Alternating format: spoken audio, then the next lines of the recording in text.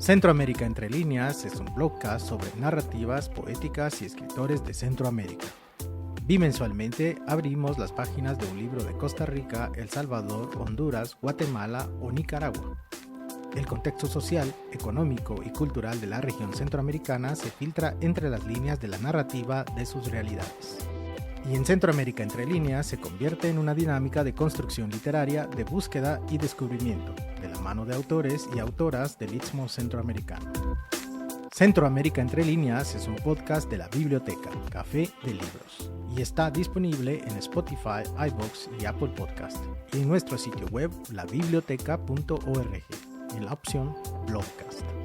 Gracias por acompañarnos en este transitar literario centroamericano.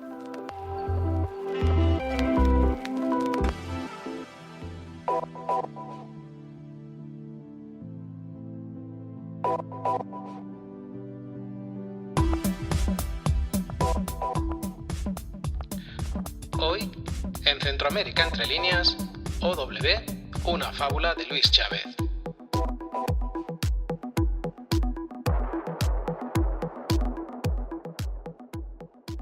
El estrato social de la clase media ha sido tradicionalmente considerado uno de los pilares fundamentales del desarrollo económico y la estabilidad social de los países. Sin embargo, en las últimas décadas a nivel mundial se está experimentando una progresiva desaparición de este segmento social. Para determinar si alguien pertenece a un grupo social determinado, entre los muchos factores existentes, Banco Mundial divide la población en 3 segmentos, según sus niveles de ingreso. Para esta organización multilateral son pobres aquellas personas con ingresos diarios menores a $5.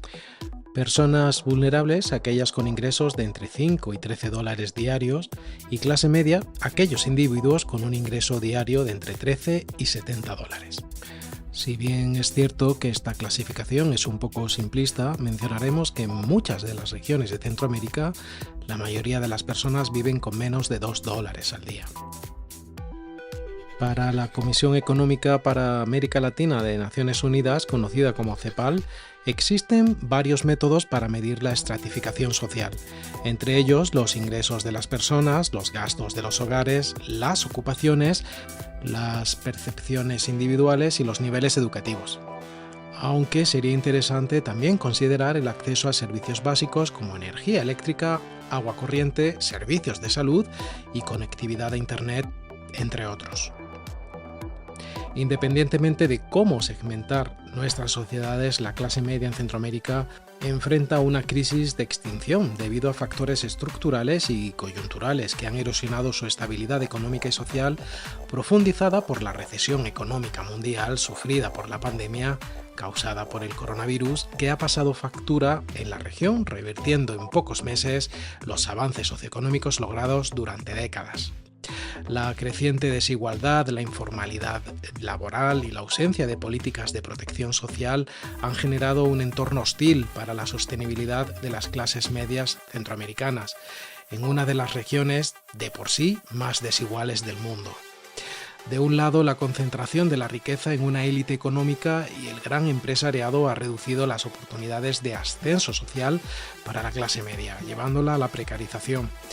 De otro lado, el deterioro del mercado laboral y la falta de empleo digno han debilitado también a la clase media. De hecho, más del 60% de los trabajadores centroamericanos se encuentran en la economía informal, lo que implica bajos salarios, falta de seguridad social y vulnerabilidad ante crisis económicas. Asimismo, otro factor determinante en la asfixia de las clases medias centroamericanas son las deficientes políticas públicas caracterizadas por la ausencia de incentivos fiscales, el acceso limitado a créditos y la falta de regulaciones para proteger a los trabajadores. Consecuencias de todo ello son el aumento desbocado de la migración masiva, pues muchas personas buscan mejores oportunidades en otros países, principalmente en Estados Unidos, y la inestabilidad política y social derivada del descontento de la población ante la falta de oportunidades y del deterioro de sus condiciones de vida, incidiendo directamente en la calidad de los sistemas democráticos de Centroamérica. Dicho de otra forma, la atenuación de las clases medias centroamericanas amenaza la salud de sus democracias. En la pequeña región centroamericana podemos identificar por lo menos 3 modalidades de Estado democrático. La primera, el Estado democrático representativo, que funciona como un Estado liberal avanzado, tal y como sucede en Costa Rica. La segunda modalidad corresponde al Estado democrático trampantojo, representado por Nicaragua y El Salvador. En ambos países funcionan formas de apariencia participativas, pero que han devenido a regímenes de corte autoritario. Y el tercer tipo lo ofrecen Honduras y Guatemala, que tienen estados democráticos débiles con estructuras representativas, pero una ineficaz separación de poderes estatales da como resultado la concentración del poder en las manos de unos cuantos individuos con intereses mezquinos que buscan debilitar las instituciones para garantizar la impunidad de sus fechorías. El crecimiento de la desigualdad, la precarización laboral y la falta de políticas públicas efectivas han contribuido a la desaparición progresiva de las clases medias, y las democracias de la región necesitan el apoyo de estas, porque son ellas las que más la aprecian y las que más rechazan las alternativas autoritarias. Por ello, si las clases medias están decepcionadas con el sistema, difícilmente podrán defenderlo bien. Por eso es importante que a la hora de diseñar cualquier política pública o implementar cualquier intervención social que promueva el desarrollo, lo ideal es que no solo atienda prioritariamente a los que más lo necesitan en la escala económica social, sino que una sociedad democrática debe garantizar también que todos los sectores, especialmente las clases medias, se sientan parte y puedan prosperar en ella. Sin embargo, los principales enfoques de intervención de los actuales gobiernos de la región no visualizan, tal vez por falta de visión, tal vez por falta de conocimiento, las necesidades de la clase media centroamericana. Y en la dinámica cultural centroamericana contemporánea, el campo literario pasa a ser el lugar en el que encontramos algunas respuestas de la realidad de esta clase media, invisible para la mayoría de las intervenciones estatales. Nuevamente, es la literatura ese campo en el que los discursos del pasado y la reelaboración del presente se materializan de forma particular en los relatos, a veces testimoniales, a veces desde el campo de la ficción, la que nos ofrece la oportunidad de ahondar en los anhelos y frustraciones de la clase media centroamericana. Y si alguien, en el imaginario literario del Istmo, ha sabido captar la esencia de retratar la vida de la clase media de la región, es definitivamente el narrador, cronista y poeta costarricense Luis Chávez, con su obra O.W., una fábula. Luis Chávez establece un retrato fragmentario de la sociedad costarricense de finales de los años 70, personificada en la figura de un personaje gris de la clase política. Una obra que aborda la idiosincrasia de la clase media costarricense, pero que podría ser de cualquier país del Istmo centroamericano. Los hechos suceden al final de la década de 1970. Es una obra de ficción. Así da inicio O.W., una fábula de Luis Chávez. Con un carácter liviano muy cercano a su poesía, el autor refleja la sociedad costarricense de una época, la de finales del siglo XX. O.W., una fábula, es un relato muy corto dividido en capítulos breves que en algunas ocasiones se reducen a una frase u oración larga. Son pequeños retazos, escenas cotidianas de la vida de Óscar Waldemar Matamoros, protagonista de la obra, político de clase media con un aire melancólico y triste que atraviesa el libro de forma permanente. Pero también es un retrato de la clase media costarricense, una novela armada con fragmentos breves, atmosféricos, a modo de viñetas, en la que se narra las antihazañas de un candidato a la presidencia en la década de los 70. Esta obra de Luis Chávez transpira el efecto de una novela mosaico. Sus microcapítulos individuales comparten un escenario hilvanado por la vida del protagonista, como decíamos, el político Óscar Waldemar Matamoros. Su unidad narrativa se cohesiona conforme se avanza en su lectura, aunque los diferentes minicapítulos individuales refractan una pluralidad de puntos de vista y estilos. Estos funcionan como microrelatos o pequeñas composiciones que se articulan como parte de algo mayor que el narrador nos deja intuir. La brevedad da un aire depurado al relato que en su concisión nos ayuda a apropiarnos del momento y del carácter del protagonista. Luis Chávez juega con los géneros para conseguir un libro que se puede leer de todas formas muy diversas. Cada capítulo de esta novela tiene su propia autonomía. pueden ser leídos como poemas en prosa o relatos muy breves. Al mismo tiempo, estas piezas calzan perfectamente en el cuerpo de la narración. De forma orgánica, hacen funcionar un engranaje, construyen una sintaxis. Hilvanan una secuencia de momentos. En palabras del poeta y narrador español Juan Domingo Aguilar, comenta que el escritor Luis Chávez, con una extremada sencillez y desenfado, escribe textos que al entrar en contacto con ellos y con nosotros generan una especie de combustión que suena como la de una cafetera cuando hierve demasiado, pero que nos devasta por dentro como una diminuta bomba atómica. Ese, sin duda, es Luis Chávez. Es precisamente esa capacidad de abordar los grandes temas a través de pequeños detalles, lo que lo convierte en un autor tan único. Ejemplo de ello es el capítulo titulado Partido Desobediencia Nacional. Luis Chávez escribe: para la República lo mismo pasa para la salud, remedios naturales y ejercicio diario. A comienzos de la década de 1960 en Estados Unidos cobró fuerza una corriente artística contemporánea que jugaba con elementos limitados y que se caracterizaba por buscar la máxima expresividad con los mínimos recursos, reduciendo las obras a lo básico y fundamental. Este espíritu minimalista se patentiza en la expresión menos es más, atribuida al arquitecto Ludwig Mies van der Rohe, y en la actualidad esta declaración se ha convertido en una verdadera filosofía que ha influido profundamente en el pensamiento moderno. Pureza y sencillez, reducción y síntesis, purismo estructural y funcional, abstracción y orden, economía del lenguaje y medios son algunas de las características del minimalismo. Al leer las micronarrativas de Luis Chávez, nos viene a la mente esa economía de medios aplicada en el campo literario. La obra de Chávez, que abarca poesía, narrativa y crónica, orbita alrededor de la familia, las fotos, las frutas, la música y las distintas representaciones del amor.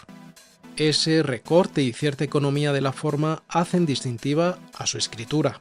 De hecho, el propio autor expresa que trata de no sobredimensionar su deseo de escribir. Luis Chávez afirma que escribir es provocar, es ejercicio sin justificación mercantil, fuera de toda lógica costo-beneficio. Elegir la escritura ya es un gesto político. Él, como parte de una comunidad, de un lugar, tiene su posición frente a estas situaciones.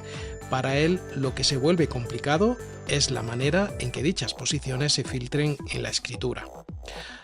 Cuanto menos obvio, menos explícito, menos plano, mejor, expresa Luis Chávez. El protagonista de esta obra, Oscar Waldemar, es un personaje ingenuo, resignado, triste. Redactar siempre a deshoras arengas patrióticas involuntariamente marxistas para los mítines dominicales no lo exime del pago del autobús. Escribe Luis Chávez en el capítulo Un individuo del padrón electoral va de la casa a la parada del autobús. Algunos analistas literarios afirman que este está inspirado en un personaje real de la vida política de Costa Rica, concretamente en el famoso político costarricense G.W. Villalobos, que entre muchas otras aventuras hilarantes peleó en una plaza de toros contra el luchador argentino Martín Caradayán. Sin embargo, el autor evita profundizar en las anécdotas existentes sobre este político. Es solamente un punto de referencia para construir un arquetipo del ser costarricense. En el mini capítulo Retrato 8, Luis Chávez escribe: Oscar Waldemar Matamoros va a desaparecer del relato nacional, pero en este momento posa para una foto. Mira de frente a la cámara con la sonrisa irónica de quienes no son felices y saben por qué. Pocas fotografías de una persona tienen la cara de un país. La literatura de Luis Chávez, y en concreto OW, está hecha con palabras pequeñas que generan imágenes instantáneas.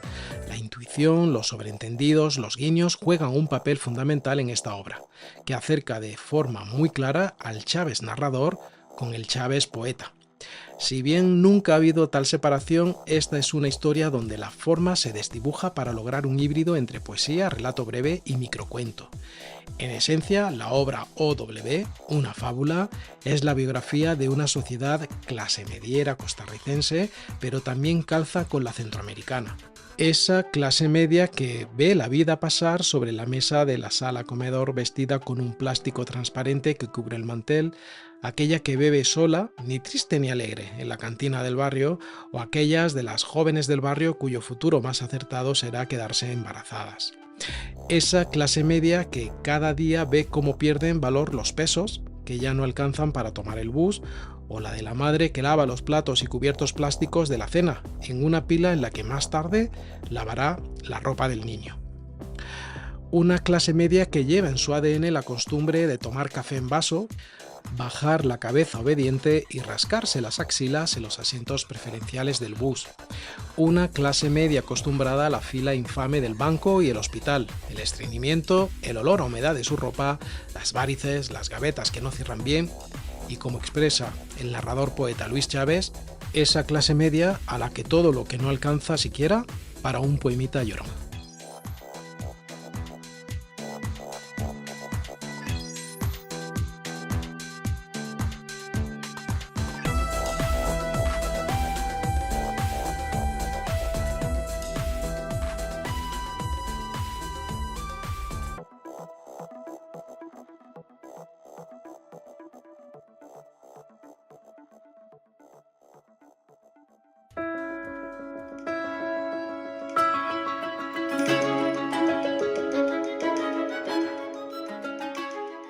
Luis Chávez escribió OW, una fábula, y Encino Ediciones la publicó en 2020. Luis Chávez nació en 1969, narrador, cronista y poeta costarricense. Es considerado una de las figuras más destacadas de la poesía contemporánea de Centroamérica. Estudió economía agrícola, sin embargo no se dedicó a esta profesión, sino que empezó a escribir y a publicar poesía y artículos en los años 90. Además, se dedica a la traducción. Sus textos empezaron a ser reconocidos en Latinoamérica y España, siendo considerado prontamente como una de las voces emergentes más destacadas de Costa Rica. De su obra poética publicada podemos mencionar El Anónimo, Los animales que imaginamos, Historias Polaroid, Cumbia, Chan Marshall, Asfalto, un road poem, Monumentos ecuestres, La máquina de hacer niebla, La foto y falso documental, Poesía completa 1997-2016. En prosa, los títulos El Mundial 2010, Apuntes, 300 páginas, Prosas, Salvapantallas, Vamos a tocar el agua, La marea de Noah Moutier y la fábula OW. Algunos premios de los recibidos son el Premio Sor Juana Inés de la Cruz en 1997, el tercer premio de poesía Fray Luis de León, y en 2001 fue finalista del Premio de Poesía del Festival Internacional de Poesía de Medellín, Colombia. En 2012 recibió el Premio Nacional de Poesía Aquileo Echeverría de Costa Rica. Su obra ha sido traducida al alemán, francés, inglés, italiano y esloveno.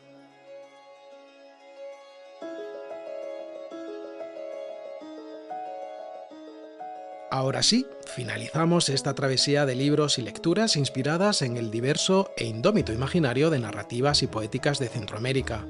Por cierto, en nuestro boletín informativo incluimos parte de los textos narrados, las fuentes de información consultadas y otras novedades sobre los podcasts de Centroamérica entre líneas y Emociones entre líneas. Si desea estar conectado con nosotros, le invitamos a suscribirse en nuestro sitio web, labiblioteca.org, en la opción Un podcast de libros. Gracias a todas las personas que nos escuchan en Guatemala, Colombia, México, Estados Unidos, España, Rusia, El Salvador, Costa Rica, Honduras, Irlanda y Alemania. Nos volvemos a encontrar en 2 semanas aquí en Centroamérica entre líneas, el blogcast de la biblioteca, Café de Libros.